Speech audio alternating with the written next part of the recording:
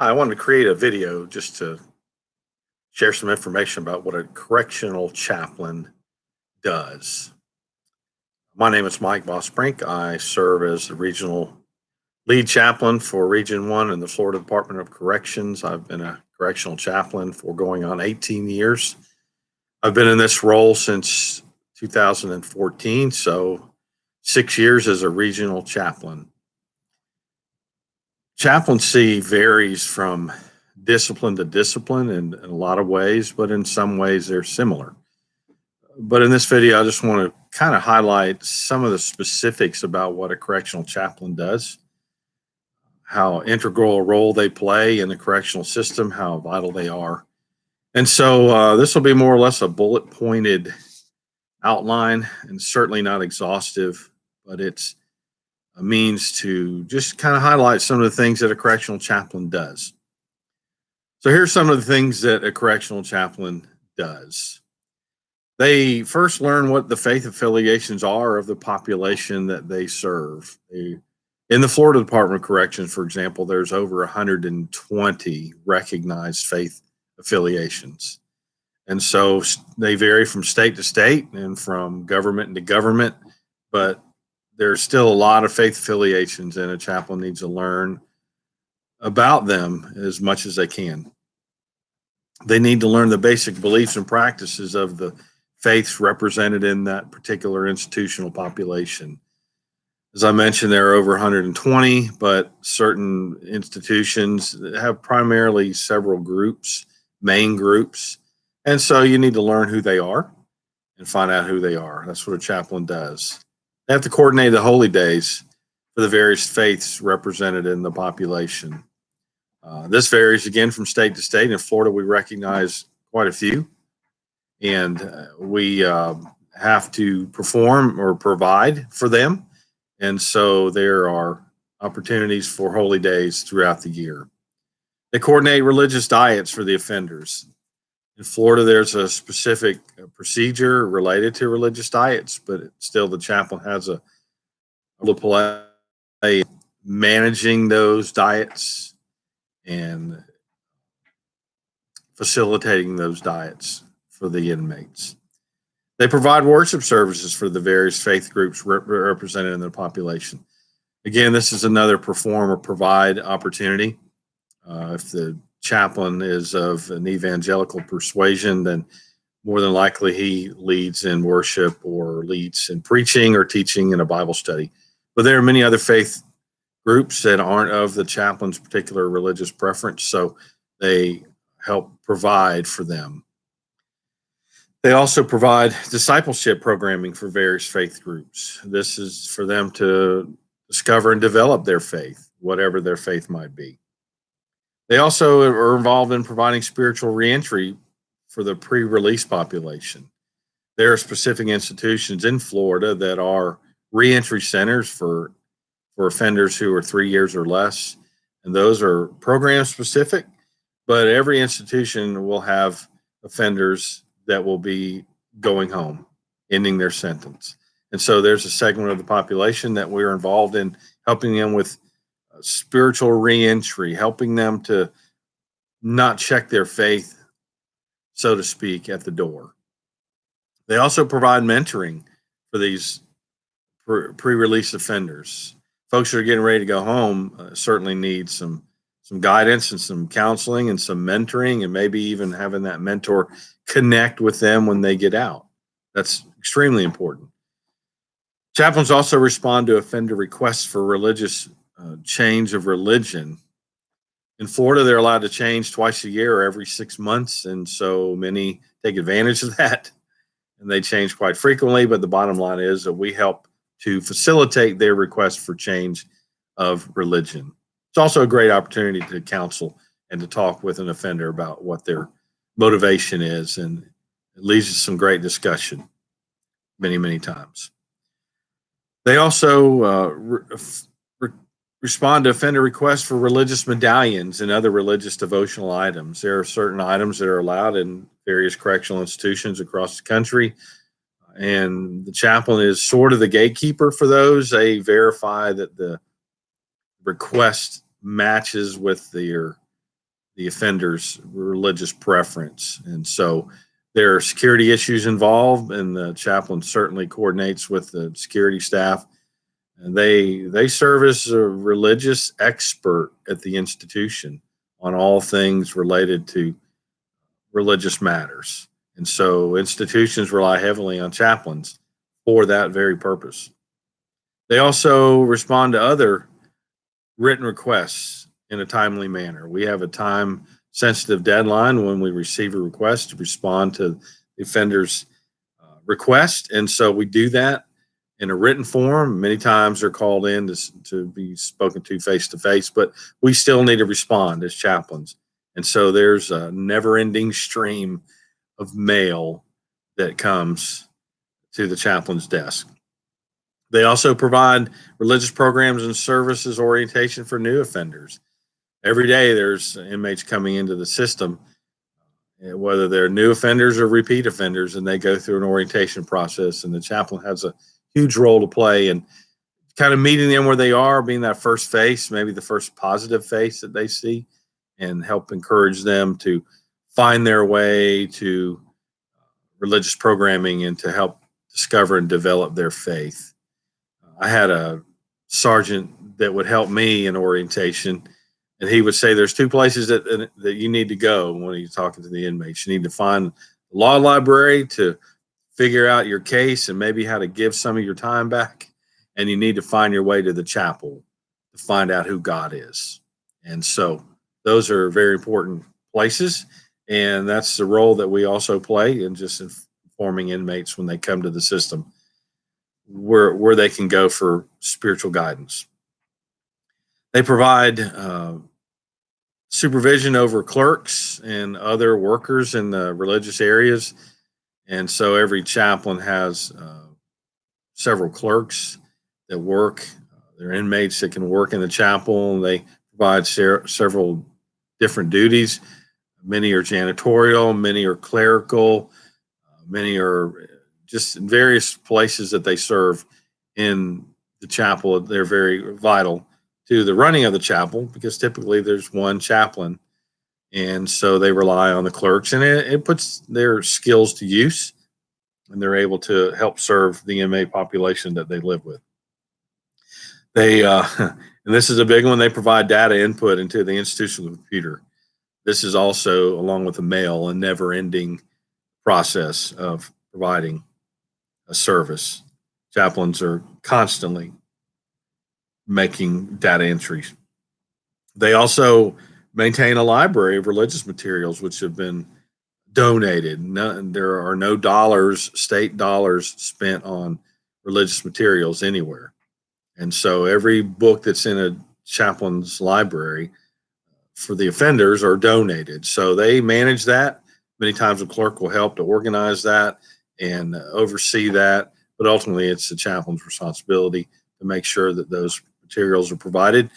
And typically for the vast majority of the main groups that are in the prison population, there's no way that you can have materials for every single faith group, although we try. There are many groups that are just primarily at facilities. For example, Islamic groups and Buddhist groups and Jewish groups, etc. And there's usually materials for them. We also help with indigent items if possible. That's not what we're in the business of, but it has been done and it can be done. We also coordinate special programs. There are a lot of things that happen on the rec yards, a lot of things that happen in the chapel, and we're involved in coordinating those special programs.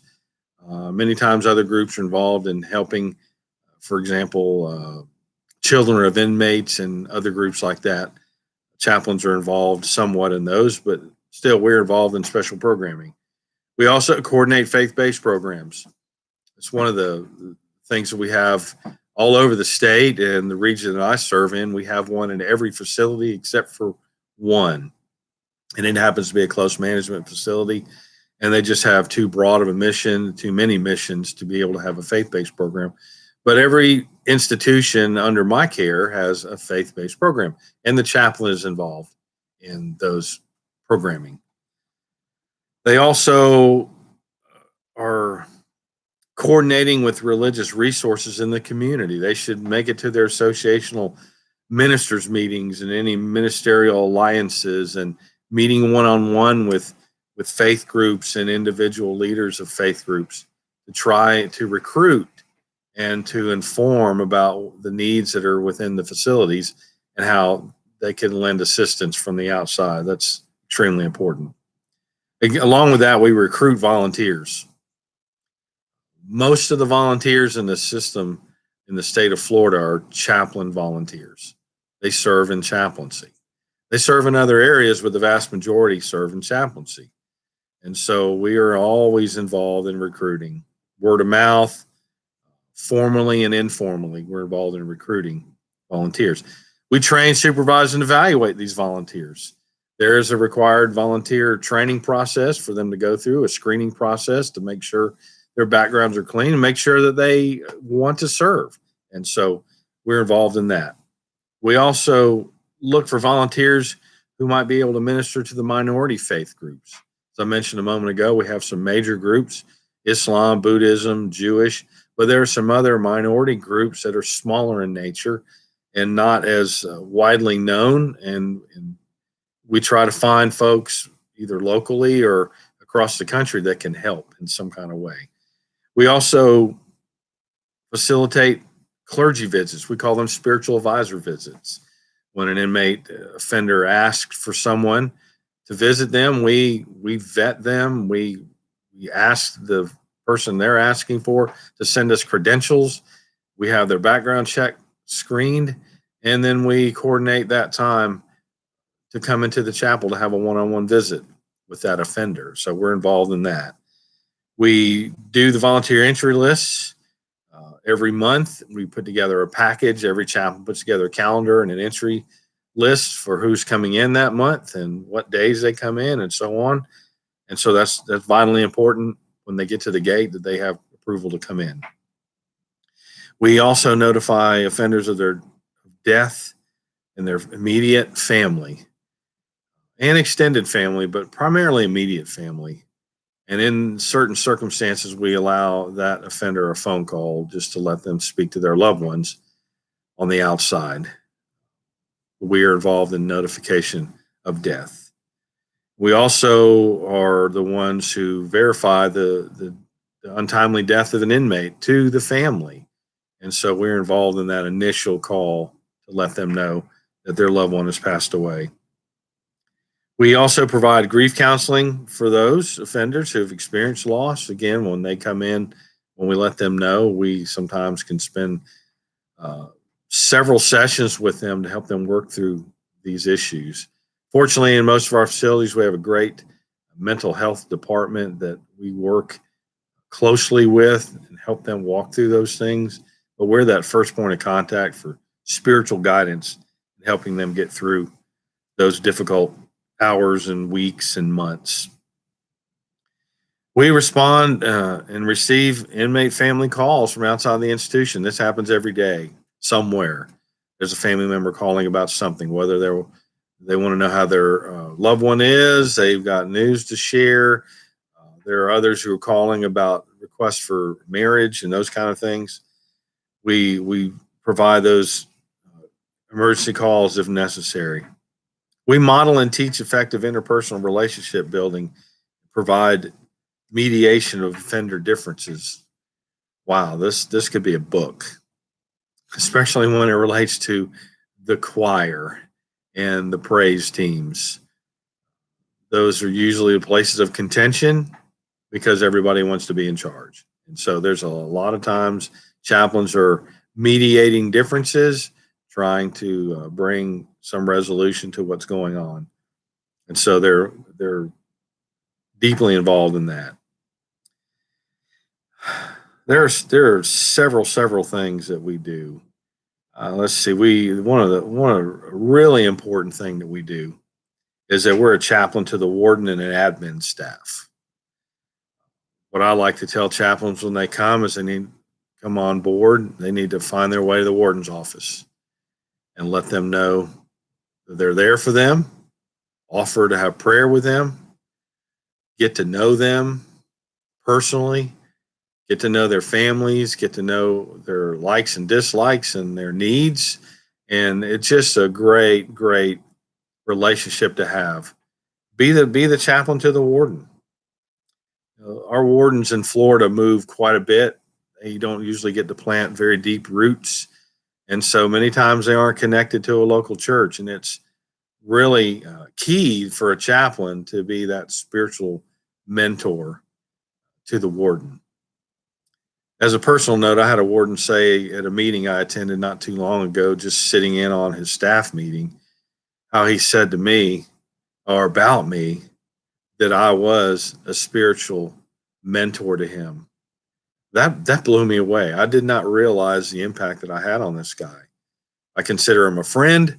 I consider him a great guy. I worked for him, but I did not know that he looked at me as a spiritual mentor. And so we can really touch the lives of our wardens in these facilities, and they need it. They definitely need it. Be a chaplain of security staff. Walk around and listen. Be visible and available. I used to enjoy when I was working inside the gate. I used to enjoy more than anything walking around and talking to staff. I had a friend that would say I was politicking. I wasn't politicking. I was just mingling with staff and getting to know them. And you learn a lot about them. And they know that you're real and they know that you care. And they'll come to you about things if you make yourself available. We also provide presence and support for staff that are involved in traumatic incidents. We attend staff and family of staff's funerals. I've officiated a few funerals for staff.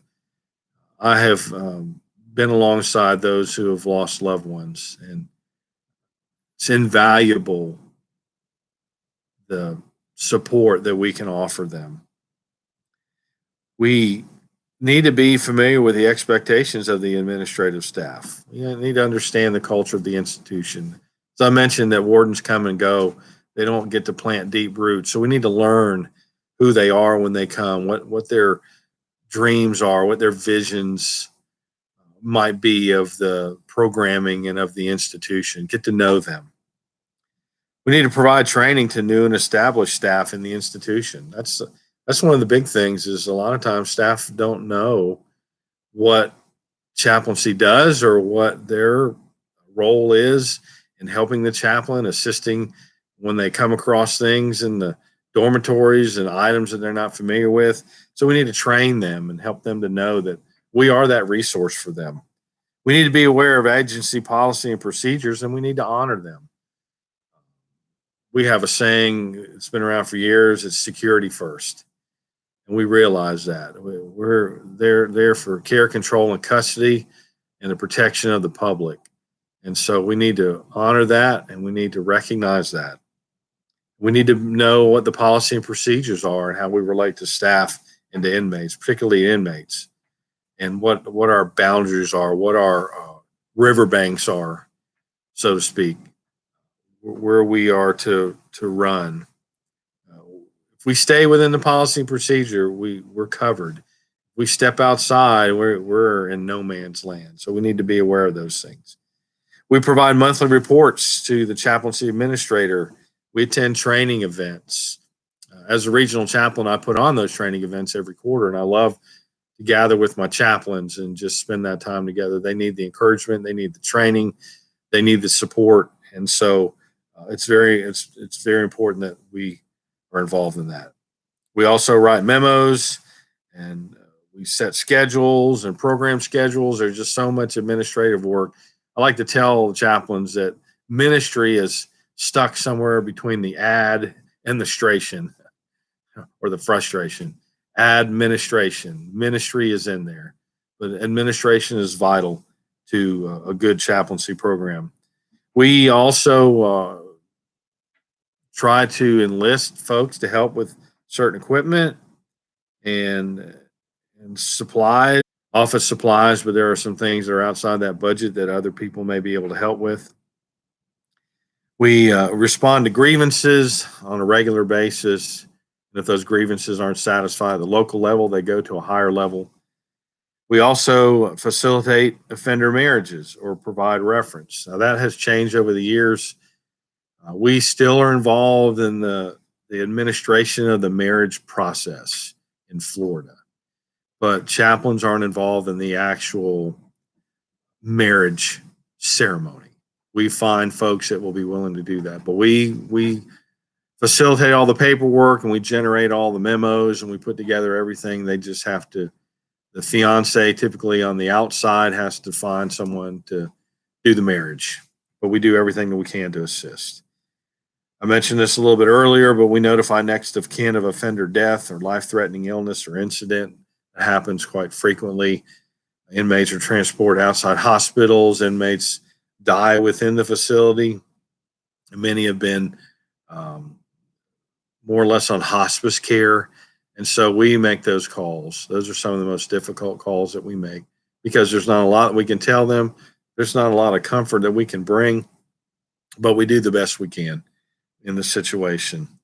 We provide ministry to offenders, offenders' family, and victims' family at time of execution. We have one place in Florida that is where the capital punishment takes place, Florida State Prison Union Correctional Institution. That's where death sentences are carried out. So there's a specific team. Chaplains are involved in that. Chaplains, by and large, aren't involved in that, just at that one particular facility. But that's what we do. Wherever the death sentence may be carried out at a facility, chaplains are involved. And then we attend training and fellowship events with our outside faith group to nurture our own spiritual life. I want to say that that is probably one of the most important things that we can do. I tell my chaplains that we are chaplains, but the chapel is not our church. That the chapel is an extension of our ministry, and we are able to do ministry because we are commissioned and endorsed and ordained by a local church. And I encourage them to get involved in their local church, to take part in leadership there, teach Sunday school, do whatever you can, but be involved in your local church. And so it's important. In fact, we're required to attend a training every year related to our denomination. I happen to be connected with the North American Mission Board of the Southern Baptist Convention, and that's where I usually get my training. Many others are involved in their own particular faith judicatory, and they go to their own denominational events, but I always encourage them to stay connected to their local denominational group, to develop their own spiritual walk.